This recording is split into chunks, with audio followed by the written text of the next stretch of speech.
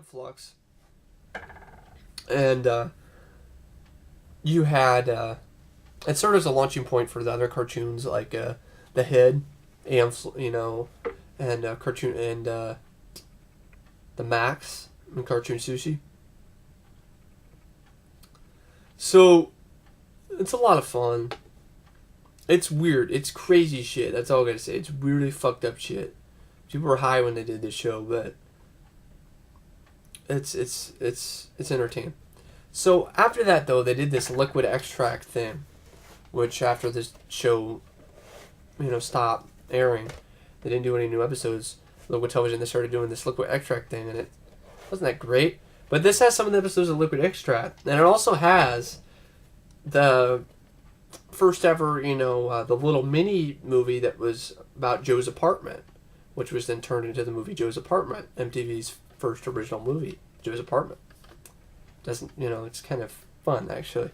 And then it also has, this tape is awesome. I can believe that. I was just like Liquid Television, because it was the guy I got on Craigslist, and I got it for 25 cents, a quarter for this awesomeness.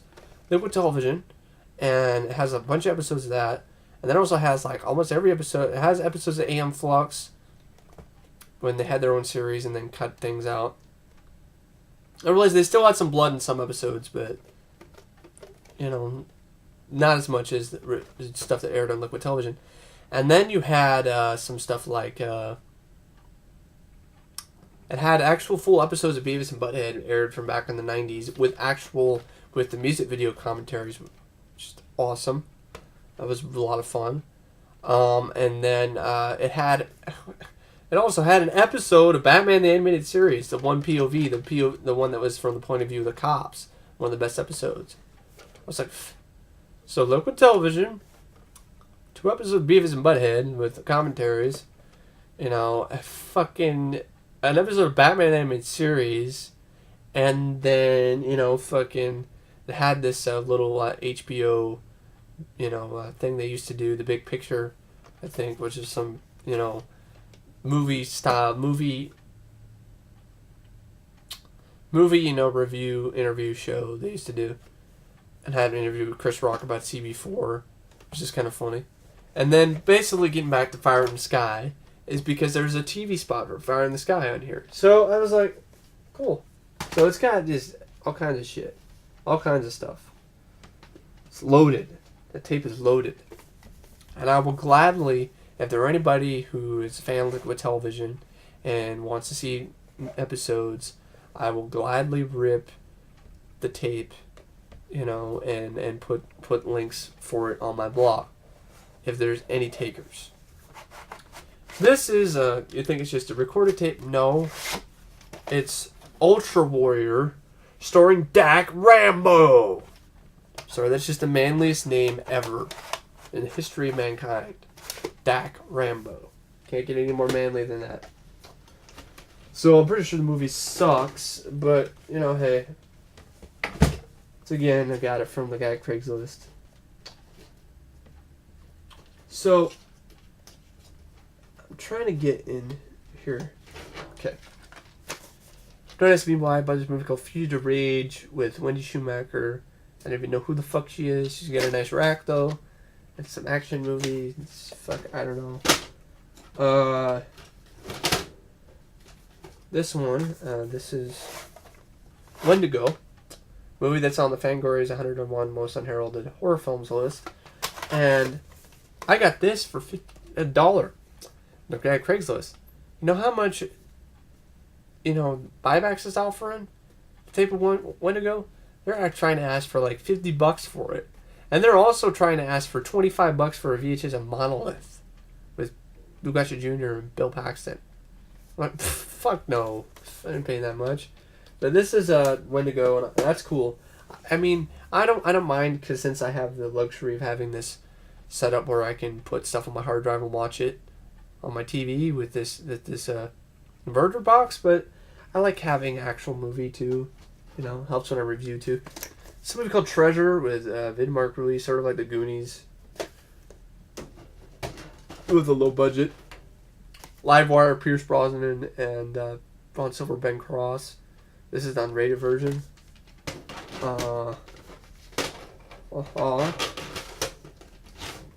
Boys Next Door. Maxwell Caulfield and Charlie Sheen. Winning.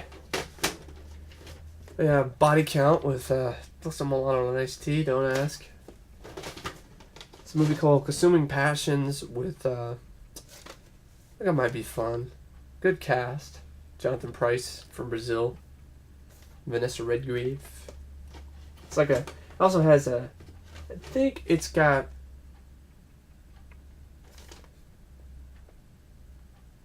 it's got some guys from Monty Python in it. Yeah, it's based on a play, but it's based on a play by Michael Palin and Terry Jones of Monty Python fame, Consuming Passions. Cynthia Rothrock and Angel of Fury. Hell has no fury. Angel of Fury. It's a movie called Sleeping vs. Sleeping Dogs Alive with Dylan McDermott, Tom Sizemore, and Sharon Stone. That might be an interesting thriller. 976 Evil 2. I know you're like, why did you buy that? It's like, I like it better than the first one. I mean, I like the film. I mean, it wasn't really a rant because I didn't hate the film. It's just the ending sucked. The ending for this sucks. Everything up to that point, I like. It's just the ending sucks. So, yeah, it's a movie called Orphans, some drama with Matthew Modine. It's a movie called Deadly Harvest with a really young Kim Cattrall TV movie from the 70s about like food shortage. Less Than the Dust with Divine, Paul Bartel. Crazy, wild, weird ass Western. Nutty. And then still got more. I gotta move this out of the way. Driving Force, Sam Jones, and such terrible, just terrible job with the cover. His head doesn't even match. Look at that shit, just awful. Hopefully the movie isn't as near as bad as the editing on that VHS. The Inheritor? The Inheritor? The hell? The Inheritor, some horror movie from Mid-America. From the executive producer of Heathers and Hellraiser. Return to Salem's Lot. Hard to find.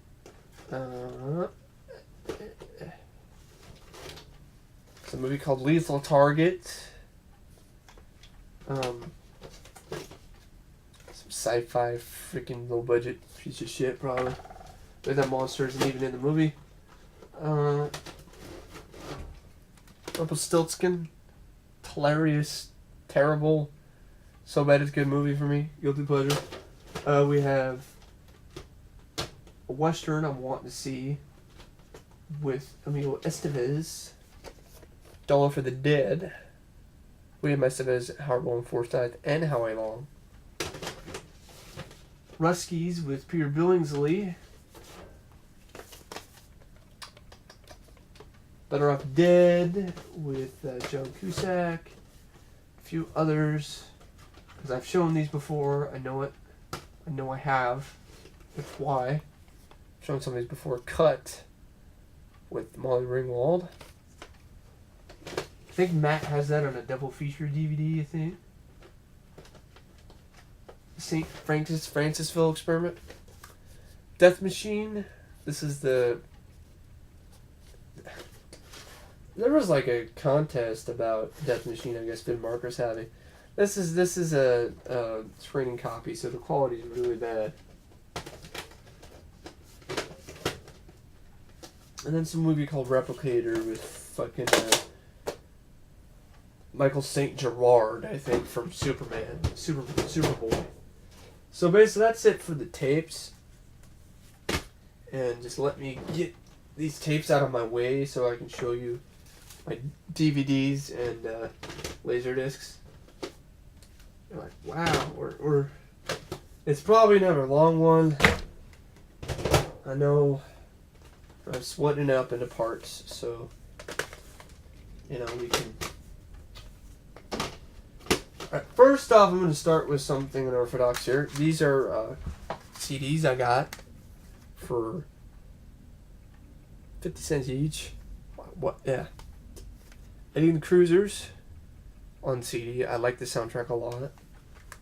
So, it's cool to get this on CD. It's got... Let's see if the little slip has any pictures here. Oh, yeah. Okay. It's got some pictures here. Eddie and the Cruisers. Some of my favorite soundtracks, actually, Eddie and the Cruisers. For years, I thought it was Michael Pare who sang the song On the Dark Side. Indiana Jones and the Last Crusade on CD. It's a good soundtrack. It's just like, I only got it because it was like, it's fucking 50 cents. It's like, 50 cents. And I like this. This is pretty cool. That little artwork here. Indie. It's pretty cool in my opinion. Yeah. Last Crusade is my second favorite Indiana Jones film. A lot of people consider it like the lesser or whatever. I like Temple of Doom, but Last Crusade's better. I mean, it has Sean fucking Connery. Junior. So those are the CDs. I got some books too. I want to show you real quick. This is one of them. Fiasco, History of Hollywood's Iconic Flops. A lot of fun.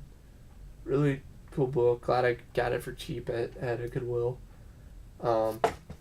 It's a really good read to see what happened, behind all these flops like Waterworld and Cotton Club and Ishtar and Last Action Hero and Showgirls and Battlefield Earth. And I thought for a second it was actually going to be about Howard the Duck, because it mentions Howard the Duck briefly. And then, of course, I found out later, of course, that no, it doesn't really talk about Howard the Duck.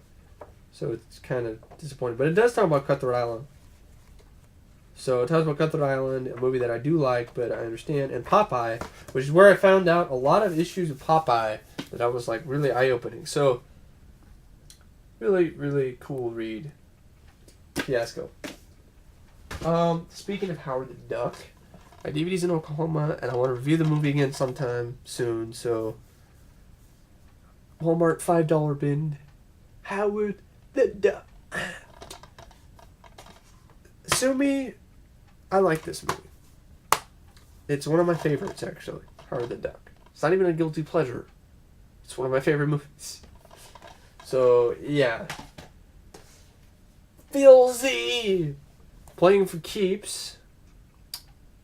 Nice find at Big Lots. Out of print. Marissa Tomei. All a good 80s soundtrack. I haven't seen the movie yet, but I like the soundtrack though. It's a good one.